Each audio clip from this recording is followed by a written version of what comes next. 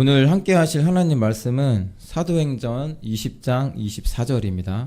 내가 달려갈 길과 주 예수께 받은 사명 곧 하나님의 은혜의 복음을 증언하는 일을 마치려 하면은 나의 생명조차 조금도 귀한 것으로 여기지 아니하노라. 아멘. 우리 석훈이가 풋살을 위해서 준비를 많이 했습니다. 우리 교회 처음 온 친구들이 한 명, 둘, 세 명, 요 두 번째 줄에 쭉 네 명이 친구들이 앉아 있는 것 같아요. 자, 우리 친구들 위해서 박수 한번 쳐주시죠. 잘 오셨습니다. 우리 네 명의 친구들은 풋살의 승리와 상관없이 우리 교회 처음 방문한 친구들에게 주는 선물을 이따 예배 끝나고 주도록 하겠습니다. 그리고 날씨 추우니까 이기는 것보다 더 중요한 건 안 다치는 거예요. 안 다쳤다 그럼 이겨야 됩니다. 아셨죠? 안 다쳤다 그럼 이겨야 되는 거예요. 화서교회도 기도할 겁니다. 하나님 우리 편 되어 주십시오. 우리도 기도합니다. 하나님 우리 편 되어 주십시오. 우리 친구들 잘 오셨고요. 이렇게 방문하는 교회가 여러분들에게 귀중한 시간 되기를 또 축복합니다. 우리 2023년도 직분 맡아서 수고하신 우리 교회 교사들 그리고 집사님들 또 장로님 수고 많으셨습니다. 1년 동안 또 잘 도와주셔서 여기까지 왔습니다. 오늘 하나님께서 우리에게 주셨던 직분 잘 정리하고 12월 한 달 동안 또 기도하면서 하나님 내년에는 우리를 조금 더 크게 교회를 교회되게 예배를 예배되게 하는 곳에 써주시기를 원합니다. 그렇게 기도하는 또 12월 한 달 되어지면 좋겠습니다. 부르심 거룩한 부담이라고 하는 제목으로 함께 은혜를 나눌 겁니다. 선택을 받는다라고 하는 것은 어떤 일이냐에 따라서 감정이 달라집니다. 선택을 어떤 곳으로 부름을 받느냐 이거에 따라 마음이 달라져요. 좋은 일에 선택이 되어지면 야 공짜래 야 거기 가면은 무조건 그냥 먹을 수 있대 이런 데에 석훈이가 연락을 했다? 그거는 정말 좋은 친구죠. 그런데 석훈이가 연락을 했는데 가가지고 일해야 된대 이러면 손절해야 되는 친구입니다. 오늘부로 연락하지 마라 막 이렇게 되어지는 거 마찬가지 아니겠습니까? 좋은 일로 우리가 이제 선택이 되어졌다면 여러분 당연히 좋을 것이에요. 기분 좋을 겁니다. 또 그냥 가는 것 자체가 즐거울 것입니다. 여러분 오늘 우리는 천국으로 초대가 되어졌습니다. 좋은 곳으로 우리가 선택이 되어졌습니다. 그러니 오늘 예배 가운데 우리는 지루하지 않을 겁니다. 재밌을 것이고 예배는 즐거울 것입니다. 사람들이 꺼리는 일에 선택이 되어졌다. 야, 저건 누가 봐도 하기 싫다. 대표적인 게 음식물 쓰레기 버리는 거 있죠. 음식물 국물 뚝뚝 떨어지는 음식물 쓰레기를 갖다 버리고 와라. 이렇게 말하면 벌써 정우가 이야기했습니다. 이렇게 반응을 해줬습니다. 싫어요. 기분 나쁩니다. 더군다나 아빠가 그것을 들고 엘리베이터를 타야 된다라고 하는 건 여러분 정말 결혼을 왜 했을까? 이렇게 생각할 정도로 좀 끔찍한 일이 되어지고 다른 사람들이 쳐다보는 거 안 보도록 고개 푹 숙이고 후드티 모자 쓰고 또 모자까지 쓰고 번거지 쓰고 선글라스 끼고 이렇게 해서 음식물 쓰레기 버리러 가는 거죠. 나쁜 일에 선택되어지면 좋지가 않아요. 꺼리게 되어집니다. 그렇다면 믿음의 선택은 어떨까? 예수님 믿는 것은 어떨까 생각해 볼 필요가 있죠. 누구든지 처음 하는 일들은 두렵고 긴장이 됩니다. 모르면 몰라도 우리 교회에 이제 몇 번 온 정호하고 시윤이는 그냥 여유가 있을 겁니다. 앞에 있는 4명보다는 여유가 있을 거예요. 이제 흐름이 알아요. 목사님이 저쯤 되어지면 이제 대충 끝낼 거다. 뭐 이런 흐름이 있을 텐데 지금 새로운 우리 4명의 친구들은 머릿속에 풋살밖에는 안 들어 있습니다. 어떻게 전술을 짜야 될까? 뭐 이런 것들 전술 없어요. 그냥 공 오면 차면 되고 상대편 골대에다가 넣으면 됩니다. 여러분 마찬가지 아니겠냐고요. 오늘 우리가 하나님 앞에서 무엇인가를 처음 한다? 두렵고요. 긴장이 되어집니다. 우리 마음 가운데에서 사라진 긴장을 다시 찾아내셔야 됩니다. 여러분 2023년도 직분 맡으셨을 때 긴장 안 하셨을까요? 긴장하셨을 거예요. 어떻게 하지? 그런데 지나다 보니까 긴장이 웬 말이냐? 뭐 그냥 푹 풀어져 가지고 여기까지 와 있다면 정신 차리셔야 되고 긴장 다시 주워 담으셔야 됩니다. 2024년이 멀지 않았습니다. 예수님을 믿는다는 것도 익숙해진 우리에게는 즐거운 일입니다.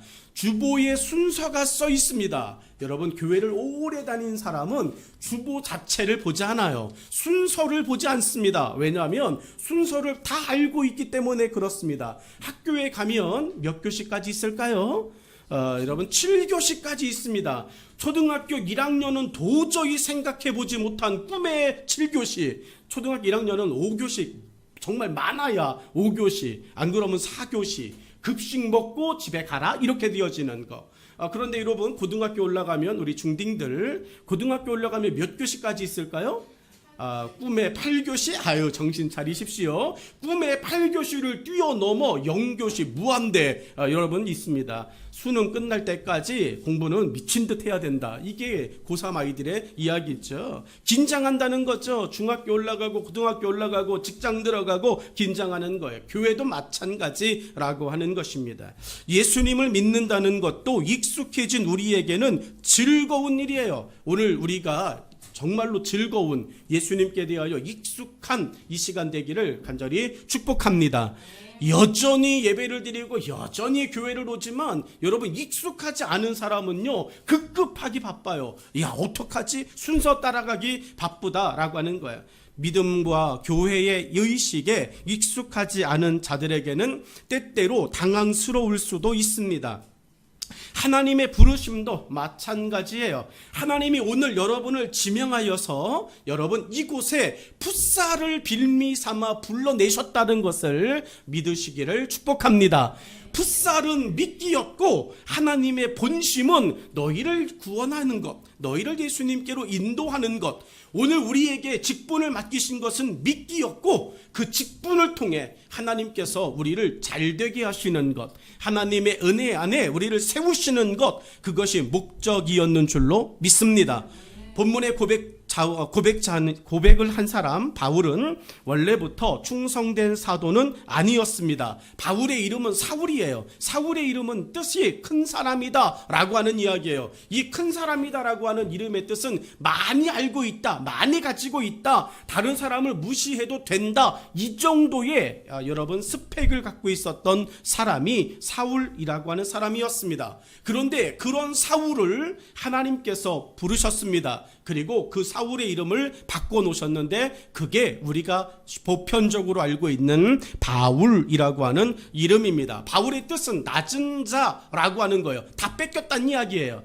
예수님 만나고 자기가 가지고 있는 모든 것을 빼앗긴 사람, 아니 조금 이야기하면 안 믿는 사람 입장에서는 강탈당한 거고 믿는 우리 입장에서는 포기한 것이 되어지는 거예요. 자, 여러분은 강탈당하지 말고 예수님 믿고 포기하는 사람 되기를 간절히 축복합니다.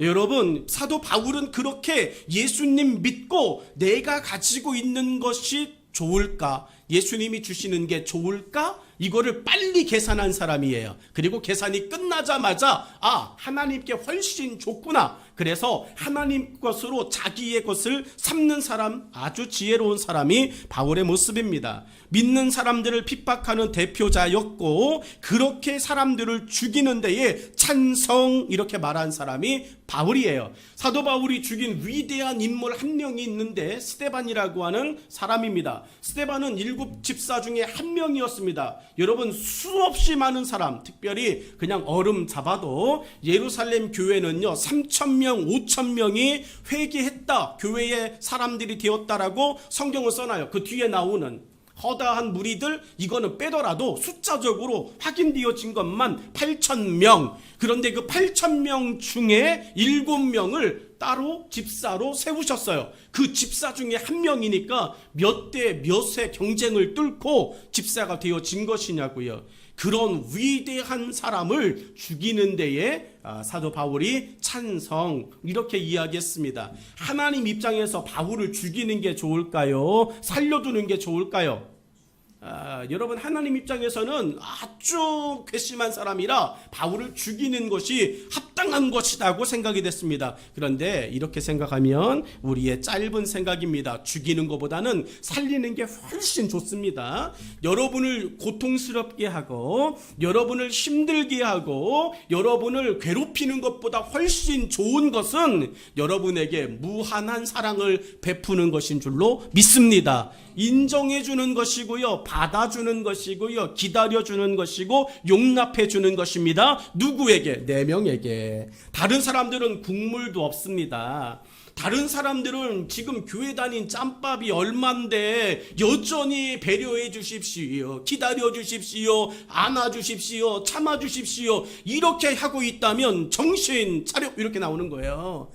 우리 교회 안에서 예배 드리고 있는 우리 비전트리 다인이 다민이도 있습니다. 초딩들. 그런데 저 초딩들에게도 우리 교회 처음 온 아연이가 처음 왔다. 나 그럼 기다려. 아연이에게 나는 인상 쓰지 않아요. 아연이에게는 인상 쓰지 않습니다. 경란이에게, 동현이에게 인상 쓰진 않습니다. 근데 누구에게는 인상 쓸까요? 네, 다민이에게는 인상 씁니다. 왜냐하면 짬밥이 됐거든요. 우리 새로운 친구들에게는 인상 쓰지 않아. 걱정하지 마. 니네 쫄지 마. 알았지? 쫄 필요 없어. 내가 인상 쓰지 않아. 근데 저 뒤에 있는 정우에게는 인상 쓴다고. 아이코야. 왜냐하면 정우야 걱정하지 마. 너에게는 인상 쓰지만 석훈이에게는 욕해. 너한테는 인상 쓰지만 석훈이한테는 욕한다고. 여러분 왜 그럴까요? 우리의 신앙과 우리의 삶에서 걱정하지 마. 저 청년인 주영이는 내쫓아. 대충 하면 내쫓는다고. 나가! 이렇게 내쫓는다고. 여러분 사도 바울의 입장에서 사도 바울은 부르심을 받았습니다. 그런데 그 부르심이 정말로 부담이 되어지는 거였어요. 그런데 그렇게 시작하는 것, 그게 직분이에요. 예수님 믿는 거 부담되어집니다. 예수님 믿는 거 무엇인가 조금 어렵습니다. 힘듭니다. 석훈이가 새벽 2시에 카톡을 막 보냈습니다. 나 자다 깜짝 놀랐어. 지진 난 줄 알고 공습 경보, 북한이 레이더를 쐈습니다. 뭐 이런 건 줄 알고서 봤더니 야 내일 꼭 잊지 말고 와라. 너무 착해가지고 그 새벽 2시 반에 나도 답 썼어. 잘했다. 이렇게 그 잘한 결과가 여기 있습니다. 우리 석훈이에서 박수 한번 쳐주시죠. 욕은 안 할게. 잘했어. 여러분 본문에서 우리 직분자들 첫 번째 이슈를 좀 생각해 볼게요. 부르심, 그것은 방향이에요. 방향. 24절 앞부분에 성경은 이렇게 말합니다. 내가 달려갈 길과. 오늘 풋살해요. 우리 아이들이요, 풋살하는데 공을 잡았어요. 근데 이 공을 잡자마자 분간을 못 해가지고 우리 편을 향하여 돌진해 오면 된다 안 된다? 안 된다. 공을 잡는 순간 제일 먼저 신중히 봐야 되는 건 상대편의 골대가 어디냐, 이거 봐야 되지. 이야, 공을 잡았어, 아무데나 넣어도 돼, 이렇게 생각하면 바로 선수 교체. 그 어느 날보다 정호는 풋살에 꽂혀 있어요. 여러분 방향이 정말 중요해요. 우리 직분 맡고요, 예수님 믿고 난 후에 정말 중요한 것은 방향입니다. 사도 바울이 이야기하는 거예요. 내가 달려갈 길, 이것을 우리에게 강조하고 있습니다. 2023년 직분 맡아서 여기까지 오셨어요. 여러분의 방향은 건강하셨습니까? 여러분의 직분의 집사로서의 방향은 정말로 신실하셨나요? 여러분 누구든 자신이 가는 길이 안전하길 원합니다. 나도 마찬가지예요. 위대한 사람, 위대한 이스라엘의 두 번째 왕이었던 다윗 왕, 우리 친구들도 들어봤을 거예요. 다윗과 골리앗 싸워서 누가 이겼을까요? 다윗이 이겼습니다. 저 친구에게 제가 5,000원짜리 하나를 더 줄게요. 정호야, 너도 대답하고 싶으면 손 들어. 알았지? 여러분 다윗이 골리앗을 죽였습니다. 그 멋있는, 뭐든지 가능한 다윗이 시편 23편 4절에서 이렇게 말했어요. 사망의 음침한 골짜기를 걸어가는 자신이라고 이야기했어요. 여러분 다윗 왕이 걸어가는 거예요. 왕인데 좋은 길 걸어가지 않겠습니까? 야, 포장해라, 이렇게 나오지 않겠냐고요. 왕이 길을 걸어가는데 이게 뭐야, 낙타가. 그래서 말을 준비해라, 마차를 준비해라, 이렇게 말할 법한데 다윗은 자신의 길을 사망의 음침한 골짜기라고 말했습니다. 우리 중딩들 공부 때문에 열받고 스트레스 받죠. 그리고 많은 갈등과 고민도 하고 있죠. 그러면서 내가 이렇게까지 공부해서 무슨 낙을 보겠다고 이렇게 이야기할 텐데 고등학교가 달라져요. 열심히 공부하면 고등학교가 달라집니다. 알았죠? 열심히 공부하면 여자친구가 달라져요. 일단 여자친구가 달라지고 여러분들의 선물이 달라져요. 크리스마스가 얼마 남지 않았어요. 좋은 성적을 아빠와 엄마에게 보여드리면 여러분의 소원이 이루어질 줄로 믿습니다. 아이패드, 여러분 꿈의 물건이 아니에요. 성적과 비례하는 물건입니다. 워치, 성적이 좋으면 아빠가 2개 사줄 거예요. 여러분 그렇게 여러분이 걸어가고 있는 지금의 길들을 너무 힘들어하지 마십시오. 우리 직분자들도 걸어가는 그 길을 너무 힘들어하지 마십시오. 사망의 음침한 골짜기 가자 이러면서 죽을 표정 지으면서 가지 마십시오. 그 길에도 여러분이 방향만 제대로 잡고 있다면 인도자 되신 예수님께서 그 길에서 여러분과 함께 하실 줄로 믿습니다. 자신이 비록 사망의 음침한 골짜기를 걸어가도 절대로 자신을 포기하지 않으시는 하나님의 은혜가 그 길을 벗어나게 하실 것이라고 하는 소원을 다윗 왕은 늘 고백했습니다. 여러분 벌써 23년 1월 달에 직분 맡으셨습니다. 교사로 맡으시고 반주자로 맡으시고 안내위원으로 맡아서 또 여기까지 왔습니다. 여러분 그렇게 왔는데요. 어떻게 하지 했는데 벌써 끝냈다니까요. 여러분 하나님은 그렇게 벗어나게 하십니다. 끝내게 하십니다. 그리고 물어보시는 거예요. 잘했니 못했니? 이거를 물어보시는 거야. 자신의 길에 많은 장애물과 고난들 그리고 위험한 존재들을 알면서도 그 길을 선택하는 사람은 많지 않습니다.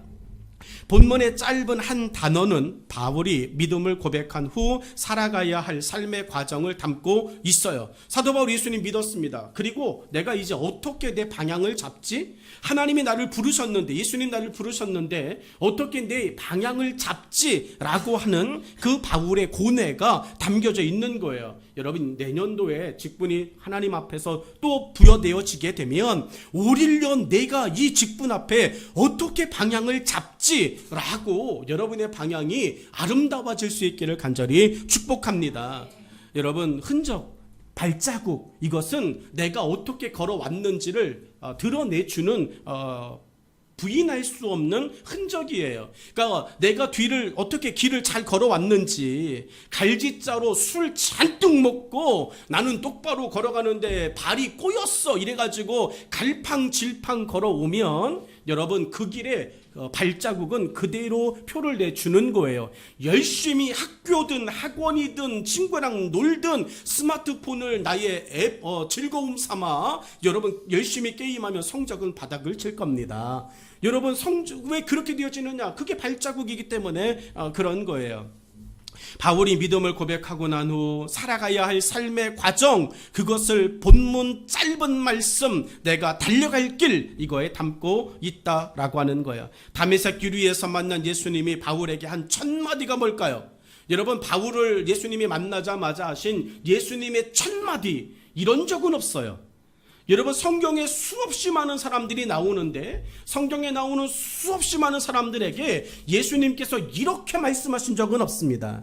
예수님 처음 만나면요, 무엇을 도와줄까? 이거 말씀하셨어요. May I help you? 이렇게 도와주셨다고요. Can I help you? 이렇게 도와주셨다고요. 예수님께서 제일 사람을 만나면 너 필요한 게 뭐야? 이렇게 물어보셨어요. 그런데 바울을 만났을 때는요, 바울에게 너 필요한 게 뭐니? 진의가 되지 않으셨어요.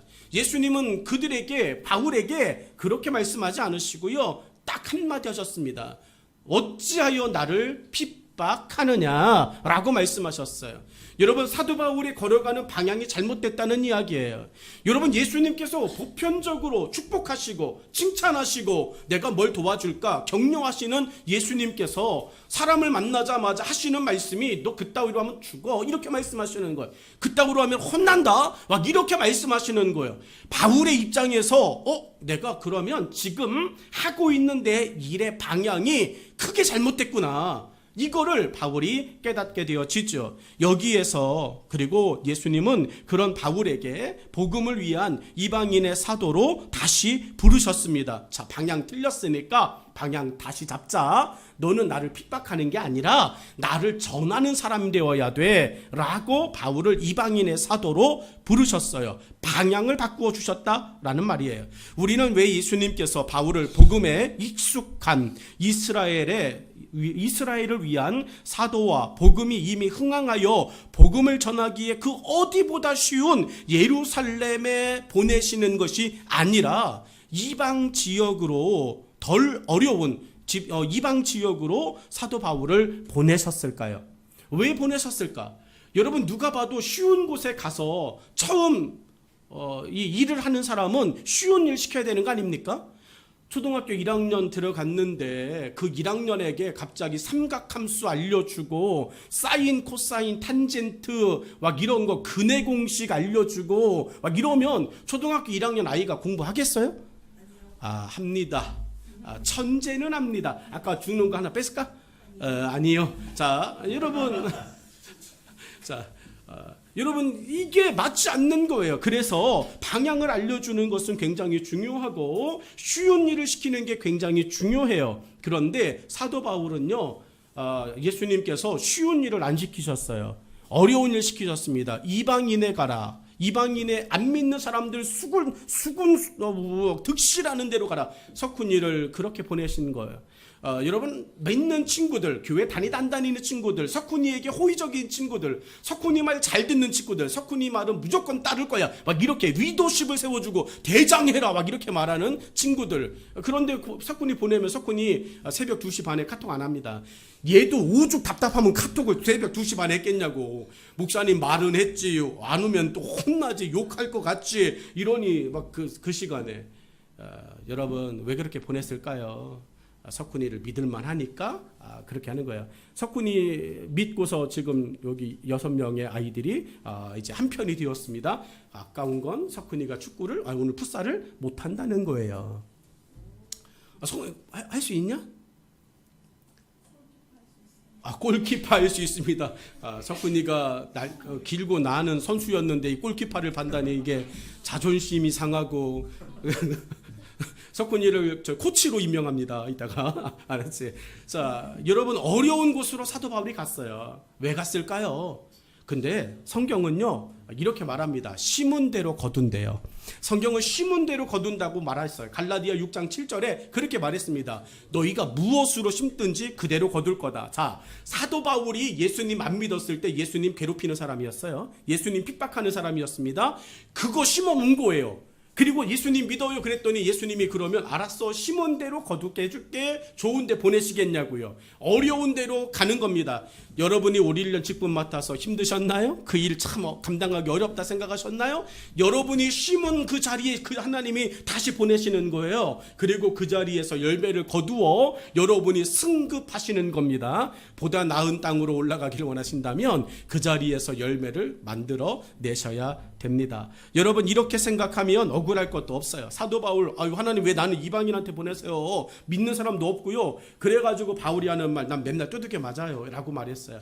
맨날 괴롭힘을 당했습니다. 놀림을 당했습니다. 막 이렇게 이야기하면서 사도 바울이 그 걸어온 길을 이야기합니다. 여러분 바울은 이것에 이미 동의가 되어진 것 같은 고백들을 자신의 서신서에서 많이 고백하고 있어요. 사도 바울이 자신을 뭐라고 이야기했냐면 죄인 중에 괴수라고 디모데전서 1장 15절에 이야기하고요. 만삭되어 나지 못한 자라고 고린도전서 15장 8절에 말합니다. 고난을 예측한 것 같은 표현들이 대표적이에요. 사도 바울이 내 방향이 왜 이렇게 어려울까? 내가 예수님 괴롭혔으니까, 내가 그거 심었으니까 그 일을 감당하는 거야. 충성하시면 하나님께서 그 수고에 대하여 열매를 그리고 보답을 말씀하십니다. 이렇게 자신의 부르심을 받아들인 바울이 가야 할 길이, 상황들을 그 길이 다 걸은 후에 본문의 고백으로 회상한 거예요. 나의 달려갈 길. 이렇게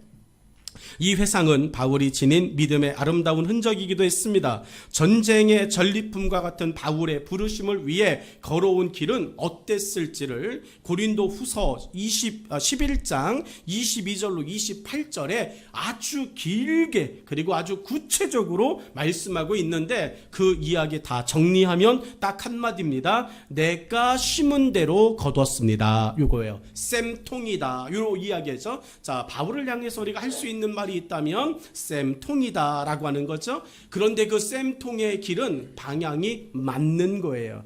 우리 직분자들 올 1년 걸어오신 그 직분의 길에서 하나님 앞에 심은 대로 하나님 내게 거두게 하셨다면 그것조차도 받아들이시고 감사하실 수 있기를 축복합니다.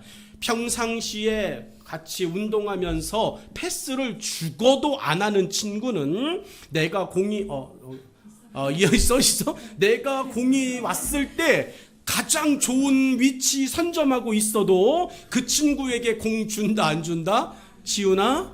준다 안 준다? 준다. 역시 자,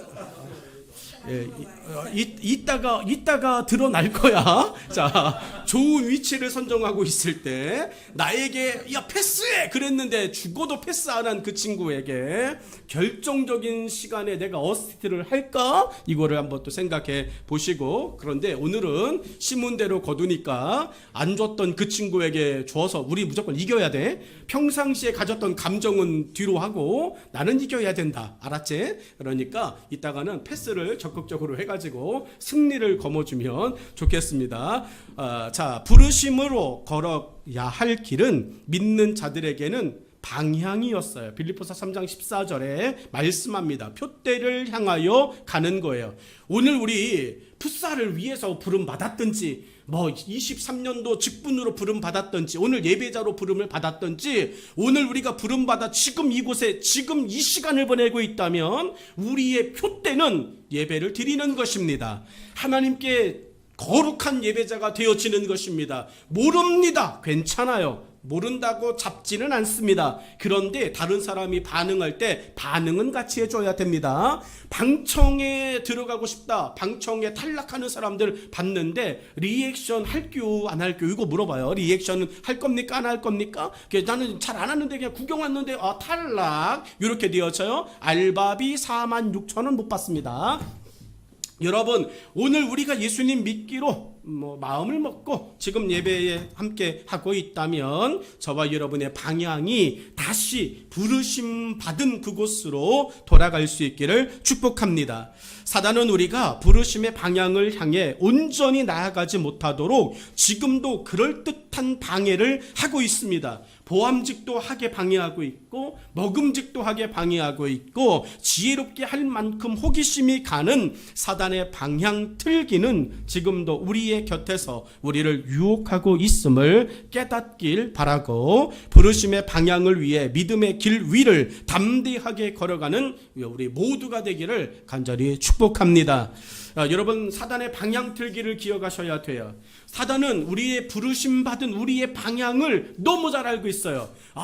내가 예수님 앞에 내가 신앙의 삶에서 내가 직분의 삶에서 어떻게 살아야 되지? 이것을 생각할 때 사단은 방향을 틀도록 만들어요. 환경을 만들고 분위기를 만들고 여건을 만들어서 우리가 하나님이 원하시는 방향 자체를 잃어버리도록 만들어 놓습니다. 대표적인 게임이 코끼리코 10바퀴 이거예요. 사단이 끊임없이 우리에게 하는 것은 코끼리코를 잡으라는 이야기예요. 코끼리코를 잡고 우리가 10바퀴 돌았는데 쌩쌩해요. 방향을 잘 잡고 그냥 뚜벅 걸어갑니다. 그러면 사단이 쟤는 건들지 마라 이게 아니라 다음엔 20바퀴 시켜야지 이렇게 만드는 거예요. 여러분, 20바퀴가 아니라 100바퀴 1000바퀴를 돌아도 저와 여러분이 예수 그리스도께서 부르신 부르심의 방향을 향하여 나아가면 우리는 쓰러지는 일이 없을 줄로 믿습니다. 올 1년 그렇게 걸어오셨습니까? 그렇게 넘어지지 않으셨습니까? 그러면 여러분의 그 방향과 여러분의 부르심의 자리는 하나님의 향기로 가득하게 될 줄로 믿습니다. 두 번째가요, 부르심 그것은 목적이 중요하다라고 하는 이야기예요. 24절 말씀을 보면 이렇게 말합니다. 주 예수께 받은 사명 곧 하나님의 은혜의 복음을 증언하는 일을 마치려 하면은 이렇게 말합니다. 주 예수님께 사명을 받았습니다. 여행하는 자에게 중요한 것은 목적지입니다. 모든 사람에게 중요한 것은 목적지 아니겠습니까?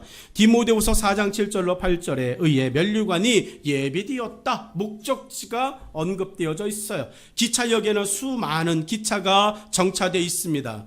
여러분, 우리는 수원역에서 기차를 타니까 기차가 정차되어 있는 것을 잘 몰라요. 왜냐하면 잠깐 왔다가 3분 서 있다가 목적지를 향해 달려가니까 정차되어져 있는 기차를 이렇게 혼돈할 필요도 없습니다. 이유도 없어요. 그런데 서울역에 가면 기차가 쭉 정차돼 있어요. 그리고 내가 가는 목적지 확인하지 않고 야, 서 있네? 그리고서는 올라타면 부산 가야 될 사람이 울산 가 있고, 울산 가야 될 사람이 목포가 있고, 때로는 목포 가야 될 사람이 저쪽에 문산 가 있고, 이런 일들이 여러분 비일비재하게 일어날 수 있습니다. 내가 가고자 하는 곳, 그곳의 목적지가 어디냐, 그것을 꼭 확인하셔야 됩니다. 믿음에 충성된 자들이 도중에 사단의 유혹으로 부르심의 목적지를 잃어버리고 하나님의 뜻을 이루지 못한 낙오자가 되는 경우들이 종종 있습니다. 성경에서도 예수님 하나님의 거룩한 쓰임을 잘 이행하다가 도중에 책망을 듣고 겪지 않아도 될 고난을 사서하는 사람들이 나옵니다. 바울과 함께 복음을 위해 전도 여행에 나섰던 데마라고 하는 사람도 자신을 부르신 목적을 잃어버리고 있어야 할 곳을 벗어나 되돌아간 사람입니다. 운동선수 중에서 협동이 굉장히 중요하죠. 자신의 포지션을 지키는 게 굉장히 중요합니다. 6명 시합하는 풋살이기 때문에 공격과 수비 이런 거 구분 없이 그냥 열심히 뛰어다니면 되지만, 그렇다고 골키퍼까지 뛰어나오면 어떻게 되어질까요? 그래요. 이길 생각은 아예 하지 마십시오. 다른 사람이 막 뛰어다닌다고 그래도 누구는 제자리를 지켜야 된다? 골키퍼는 제자리를 지켜야 된다. 여러분, 골키퍼는 제자리를 지켜야 돼요. 이게 목적지예요. 골키퍼의 목적지는 골대 앞이지 상대편 최전방 공격수가 되어서는 안 된다라고 하는 이야기입니다. 우리 신앙생활도 마찬가지예요. 내가 부르심받은 곳의 목적지가 어디냐, 이것을 신중히 생각해 봐야 됩니다. 바울과 함께 복음을 전하기 위해 부름받아 움직였던 데마, 그런데 다니다 보니까 힘들어서 목적지를 바꾸어 버렸어요. 데마가 세상을 향하여 사랑하며 돌아갔다고 성경은 말하고 있습니다. 사도 바울이 이야기합니다. 세상을 사랑한 데마. 여러분, 이 언급은 당시에 세상을 사랑했다라고 하는 말은 하나님과 원수가 되었다라고 하는 의미로 사용되었던 말이에요. 배교의 언어였다는 말입니다. 바울의 입장에서 데마는 목적을 잃어버린 사람이었습니다. 목적을 잃어버린 사람에게 하나님은 어떻게 하실까요? 마태복음 5장 13절의 말씀 여러분 함께 보시죠. 너희는 세상의 소금이니 소금이 만일 그 맛을 잃으면 무엇으로 짜게 하리요? 후에는 아무 쓸데없어 다만 밖에 버려져 사람에게 밟힐 뿐이니라 라고 말씀하셨어요. 목적을 잃어버린, 소금으로 부름받고 빛으로 부름받았는데 그 목적을 잃어버리고 나니까요, 사람들이 여러분 밟아요. 귀하게 여기지 않는다는 거예요. 요한복음 15장 6절의 말씀도 이렇습니다. 사람이 내 안에 거하지 아니하면 가지처럼 밖에 버려져 마르나니 사람들이 그것을 모아다가 불에 던져 사르느니라 라고 말씀합니다. 여러분, 가지가 나뭇가지에 붙어있는 이유는 열매를 맺기 위함입니다. 열매를 맺혀야 되어지는 목적을 가지고 있는데 그 가지가 붙어만 있어요. 열매는 어렵고 열매는 힘들어요. 열매는 무거워요. 이러면서 가지로서의 목적을 이행하지 않을 때 여러분, 농부는 배려하지 않습니다. 잘라냅니다. 그리고 그것을 가지고서 추위에 떨고 있는 사람들에게 이거 떼시오 뗄감으로 제공합니다. 바울은 하나님의 이러한 뜻을 알고 있었어요. 믿는 것도 중요합니다. 그러나 그 믿음으로 자신을 부르신 목적을 끝까지 지켜내는 것도 중요합니다. 오늘 우리에게 믿음이 부족한 것이 아니라, 우리 직분자들에게 믿음이 없는 것이 아니라, 그 믿음 안에서 내가 그것을 끝까지 목적을 향하여 지켜내었던 행동이 부족했었을 수도 있다라고 하는 이야기입니다. 이 사실을 야고보 기자는 야고보서 2장 17절로 18절에 말합니다. 이와 같이 행함이 없는 믿음은 그 자체가 죽은 것이라. 어떤 사람은 말하기를 너는 믿음이 있고 나는 행함이 있으니 행함이 없는 내 믿음을 내게 보이라. 나는 행함으로 내 믿음을 내게 보이리라 하리라. 아멘. 여러분, 행함이에요. 오늘 우리들의 부르심 속에 목적지를 갈 수 있는 방법은 행동하는 거였습니다. 남겨진 시간 동안 여러분이 다시 부르실 하나님의 은혜를 꿈꾸며 여러분 믿음의 행함을 구체화하실 수 있기를 간절히 축복합니다. 우리는 이것을 이행 능력이라고 이야기합니다. 전술 이해도 감독이 이 포지션을 맡기고 전술을 설명합니다. 그런데 그 전술을 부여받은 선수가 그 전술을 이행하지 못하면 그 선수를 빼요. 그리고 다른 사람으로 교체를 하고 새로이 팀을 만들어서 진행합니다. 이처럼 바울은 자신의 부르심을 지키기 위한 목적을 담기 위해 새롭게 된 일이 있습니다. 어떻게 그 목적을 성취하기 위해 자신을 새롭게 했느냐? 빌립보서 3장 7절로 9절에 버림과 채움입니다. 여러분, 우리 직분자들 다시 한번 하나님께서 내게 부르신 그 부르심의 목적을 이루기 위해서 여러분의 삶에서 세상의 것들 그리고 하나님의 부르심을 위해 하는 것들, 그것들을 버리고 하나님의 것을 채우실 수 있기를 축복합니다. 배설물로 여겼습니다. 예수 그리스도를 아는 것이 가장 고상하다고 바울은 이야기합니다. 부르심의 목적을 지키기 위해 바울은 목적을 벗어나게 하는 자신의 모든 것을 버렸습니다. 그렇게 바울은 하나님 앞에 서 있고 본문의 이야기를 합니다. 우리가 가진 것을 버려야 부르심의 목적을 위한 것을 채울 수 있습니다. 마가복음 1장 8절에 예수님이 제자들을 부르셨습니다. 여러분, 예수님이 제자들을 부르셨을 때 제자들의 형편은 배도에 있던 사람들이에요. 직업이 공무원이었던 사람들입니다. 그런데 그들이 예수님의 부름을 받자마자 그들은 배를 버렸어요. 그물을 버렸어요. 자신의 직업을 버리고 예수님을 따라가는 사람들이 되었습니다. 내 부르심, 하나님이 나를 부르신 것을 이행하기 위해서 반드시 해야 될 것은 버려야 되는 거야. 나를 버리는 것입니다. 열왕기상 19장 21절에 여러분 엘리야가 엘리사를 불러요. 내 일이 나를 돕지 않겠니? 여러분, 그 당시에 엘리사는요, 소가 24마리, 12결이니까 24마리의 소를 끌고 농사를 짓던 사람이었습니다. 소 한 마리만 있어도 부자인데 소 24마리를 끌고 여러분 농사를 짓던 엘리사. 그런데 엘리야의 그 말 한마디에 엘리사는요, 자기의 모든 소를 버리고 엘리야를 따라가는 삶이 되었습니다. 우리의 신앙과 우리의 삶에서 지금 필요한 것은 다른 것이 아닙니다. 예수님께서 여러분을 부르신 부르심대로 내가 목적 있게 나의 것을 오리련 고집했나? 고집하지 않았나? 예수님의 것과 나의 것 중에서 내가 선택한 것은 나의 것인가 예수님의 것인가? 이것을 분별하고 여러분이 예수님의 것을 선택한 아름다운 선택자 되어지기를 간절히 축복합니다. 여러분, 말씀의 결론을 좀 맺을까요? 바울은 자신을 부르신 거룩한 부담을 어떻게 대하였을까요? 듣고도 못 들은 척 할 수 있었을 겁니다. 보고도 못 본 척 할 수 있었을 겁니다. 니느웨 성 사람들을 살리고자 하는 하나님의 뜻을 요나처럼 못 들은 척 할 수도 있었어요. 그러나 바울은 하나님의 거룩한 부르심에 즉각적으로 행동했습니다. 2024년도 다시 하나님께서 여러분을 하나님이 원하시는 자리로 부르실 때 여러분 요나처럼이 아니라 정말로 하나님의 말씀 가운데 순종하는 즉각적 바울처럼 행동하실 수 있기를 간절히 축원합니다.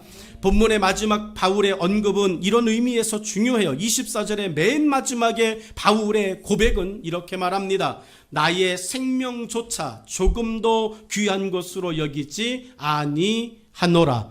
여러분, 내 생명조차 조금도 귀하게 여기지 않아요. 무엇 때문에? 하나님이 나를 부르신 것 때문에. 여러분, 그 부르심 앞에 저와 여러분이 나아가는 거예요. 바울은 하나님의 부르심에 자신의 생명을 다하겠다는 행동의 고백이었습니다. 자신이 사는 날 동안 하나님의 부르심을 위해서만 살겠다, 그렇게 다짐합니다. 바울이 부르심을 위해 한 행동은 자신의 것을 귀하게 여기지 않음만이 진정한 충성을 만든다는 것을 말하였습니다. 우리는 적당한 믿음, 안전한 믿음, 덜 수고스러운 믿음을 믿으면서 먼저 생각합니다. 그러나 바울은 하나님의 부르심은 죽도록 충성함으로 이루어야 내야 할 거룩한 부담이라고 자신의 삶을 통해 말합니다. 디모데후서 4장 7절로 8절에 사도 바울은 나의 선한 싸움을 싸우고 달려갈 길을 마치고 믿음을 지켰으니 이제 후로는 나를 위하여 의의 면류관이 예비되었다라고 이야기합니다. 우리는 부르심에 어떤 마음을 갖고 있습니까? 바울은 우리 모두도 바울처럼 할 수 있다고 격려합니다. 빌립보서 4장 13절의 말씀처럼 능력 주시는 자 안에서 모든 것을 할 수 있습니다. 여러분, 손흥민이 중국 경기 이번에 국가대표 중국전에서 중국 아이들이 우리 대표팀을 아주 얕잡아 보면서 이야기했죠. 그때 손흥민이 이야기했습니다. 조금 과격한 표현으로 청소년 요즘 MZ 세대의 이야기랑 발라버려 이렇게 표현했겠죠. 무조건 박살을 내주자 이런 과격한 표현을 써가면서 이야기했습니다. 손흥민의 주장의 그 한마디가요, 무슨 언어로 바뀌었는지 아십니까? 우리는 할 수 있다라고 하는 것들로 바뀌었어요. 레이저를 쏴도 할 수 있다. 가격한 소림 축구를 해도 할 수 있다. 여러분, 소림 축구 하려고 작정하고 나왔던 그 아이들이, 중국 대표 아이들이 심판의 냉엄한 레드 카드, 옐로 카드에 소림 축구를 얌전한 축구로 이제 바뀌어가지고 3대 0으로 우리가 이겼습니다. 내가 5대 0, 3대 0 다 맞췄어요. 다음에 이제 태국전 이제 그거를 좀 기도해 봐야 되겠지만 태국전은 한 4대 0 생각해 봅니다. 만만하니까 한 4대 0 정도 생각해 봅니다. 자, 여러분, 말씀의 결론은 한 가지예요. 하나님의 부르심을 받으셨습니까? 그러면 하나님의 부르심 앞에서 거룩한 부담을 끝까지 지켜내실 수 있기를 소망합니다. 여러분, 우리를 하나님께서 부르셨습니다. 그리고 그 거룩한 부담을 소유하고 있을 때 하나님 우리에게 능력을 주시고 할 수 있게 하셨습니다. 거룩한 부담을 가지고 여기까지 오신 우리 2023년도 직분자 여러분, 수고하셨습니다. 애쓰셨습니다. 여러분의 그 수고와 헌신과 희생으로 제가 올 1년 목회를 우리 교회에서 잘 할 수 있었습니다. 내년 한 해 동안 하나님께서 어디에 나를 다시 세우시고 다시 부르시든 그 자리에서 하나님이 가장 원하시는 열매를 나로 하여금 만들어가게 해달라고 여러분 기도하시며 보내시는 12월 한 달 되어지기를 축복합니다. 가지의 목표는 열매 맺음이에요. 우리를 부르신 목표는 열매 맺음입니다. 석훈이가 올 1년 동안 한 번 오든 두 번 오든 10번 오든 정호와 시훈이처럼 장기 출석을 하든 결석이 아니라 장기 출석을 하든 이건 하나님 아실 거예요. 근데 석훈이가 10명 했어요. 박수. 석훈아, 너는 모르는데 난 다 이렇게 계산하고 있다니까. 이렇게 계산하고 있어. 10명 했습니다. 여러분, 정말 쉽지 않은 거예요. 그런데 석훈이가 잘했어요. 우리 직분자들 이제 24일, 25일 있습니다. 한 번도 교회를 안 오는 사람 좋습니다. 그런데 우리 교회 한 번이라도 왔다가 안 오고 있는 경란이, 동현이, 그 다음에 아연이, 다민이, 다일이는 그 아이들 다시 부르면 됩니다. 그거 하는 거예요. 여러분, 우리 그렇게 해서 24일, 25일 하나님 앞에서 다시 한번 멋있게 하나님의 부르심 앞에 직분자로서 전도자로서 수고하고 충성하고 열매 있기를 축복합니다. 기도하겠습니다.